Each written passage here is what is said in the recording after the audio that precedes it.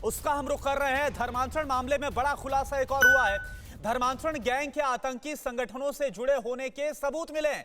ये एक और बहुत बड़ा खुलासा आपको हम बता रहे हैं। मूक बधिर बच्चों का आतंकी गतिविधियों में इस्तेमाल करने के सबूत मिले हैं। धर्मांतरण गिरोह के देश विरोधी गतिविधियों में शामिल होने के सबूत मिले हैं। बाटला हाउस को उमर गौतम ने बनाया था मुख्य केंद्र। तो ये एक और बड़ा खुलासा है जो कि इस वक्त हम आपको बता रहे हैं।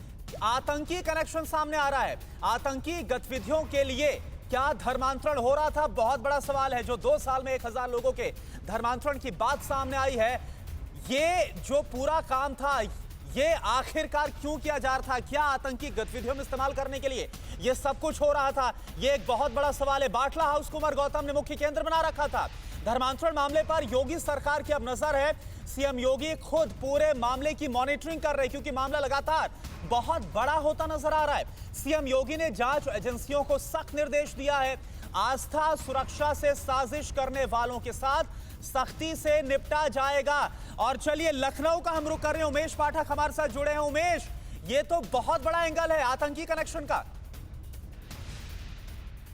जी, मैं आपको बताना चाहूँगा इस गिरोह के जो दो सदस्य गिरफ्तार किए गए थे, उमर गौतम और मुफ्ती जहांगीर, दोनों को एटीएस ने कस्टडी रिमांड में लिया है और दोनों से अलग अलग पूछताछ की जा रही है। और शुरुआती जो पूछताछ है उसमें भी स्पष्ट पुख्ता प्रमाण इस तरह के मिले हैं कि इनके आतंकी संगठनों से इनके ताल्लुकात थे और सिर्फ धर्मांतरण ही नहीं, बाकी कामों के लिए भी इनको वहाँ से नापाक फंडिंग की जाती थी, जिसमें मैं आपको बताना चाहूँगा कि अवैध धर्मांतरण के अलावा घुसपैठ और इसके अलावा लव जिहाद और जनसंख्या वृद्धि, ये भी इनके टारगेट पर रहा करता था। और इसके लिए बाकायदे इन्होंने मूक बधिर संस्थानों को और ख़ास करके जो गरीब तबका है उसको चुना हुआ था। मूक बधिर के लोगों के बच्चों के लिए स्कूल भी चलाते थे और वहाँ पर बाकायदे साइन लैंग्वेज शिक्षक नियुक्त किए जाते थे। जो साइन लैंग्वेज शिक्षक जो है वो धर्म के बारे में बताते थे बच्चों को। और इसके अलावा मैं आपको बताना चाहूँगा ये भी बात सामने आई है कि तमाम एजेंट इनके अलावा और भी हैं।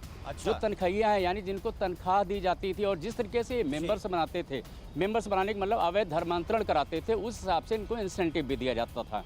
पूछताछ में ये भी बात सामने आई है कि उत्तर प्रदेश समेत 24 जो प्रदेश हैं वहाँ पर इनके संपर्क है, वहाँ पर इन्होंने धर्मांतरण कराए हैं। और सबसे खास बात मैं आपको बताना चाहूँगा कि आतंकी संगठन जो नापाक फंडिंग लगातार इनको करते रहे हैं, उनके टारगेट पर कहीं ना कहीं जो भारत है उसके अंदर कुछ गड़बड़ी फैलाने की आशंका थी, जिसको लेकर के भी पूछताछ अलग अलग की गई है और अलग अलग टीमें भी रवाना की गई। फतेहपुर, जो कि उमर गौतम का होम डिस्ट्रिक्ट है, वहाँ टीम पहुँच चुकी है।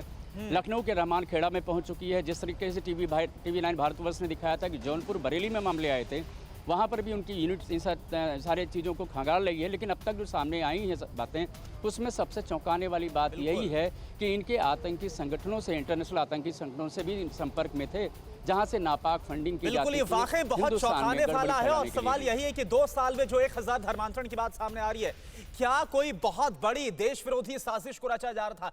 ये तमाम बड़े सवाल, इन सब के बीच एक और बड़ी खबर हम आपको बता दें इससे जुड़ी हुई। धर्मांतरण गैंग का जाकिर नाइक कनेक्शन भी सामने आया है। धर्मांतरण गैंग की फंडिंग करता था भगोड़ा जाकिर नाइक। बैन से पहले जाकिर की संस्था IYF को करती थी फंडिंग। ये सूत्रों के हवाले से बड़ी खबर है। उमर गौतम का करीबी है जाकिर नाइक का वकील फैज सईद इसका नाम है। धर्मांतरण गैंग में IRF, IYF, IDF इस्लामिक संस्थाएं शामिल हैं। तो ये एक और बहुत बड़ा खुलासा। और उमेश इस वक्त हमारे साथ जुड़े हुए हैं। उमेश, जाकिर नाइक विवादास्पद इस्लामिक जो उपदेश देता है उसको लेकर वो लगातार विवादों में रहता ही है। लगातार उसकी तरफ से जो हिंदू विरोधी बातें बोली जाती है और भारत के खिलाफ जो बातें बोली जाती है उसको लेकर चर्चा में रहता है। और अब ये कनेक्शन सामने आना, क्या लग रहा है? ये कैसे, क्या इसमें नजर आ रहा है?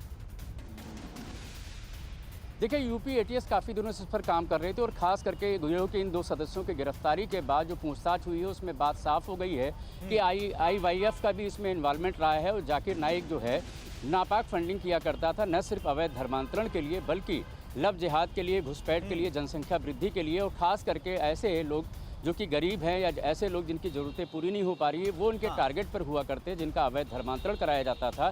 तो अगर एटीएस ने जो शुरुआती अभी पूछताछ की है उसके मुताबिक IYF का भी कनेक्शन मिला है, जाकिर नाइक से नापाक फंडिंग की भी बात आई है, इंटरनेशनल फंडिंग की भी बात आई है और साथ ही साथ आतंकी संगठनों से इन्वॉल्वमेंट की भी बात इसमें आई है।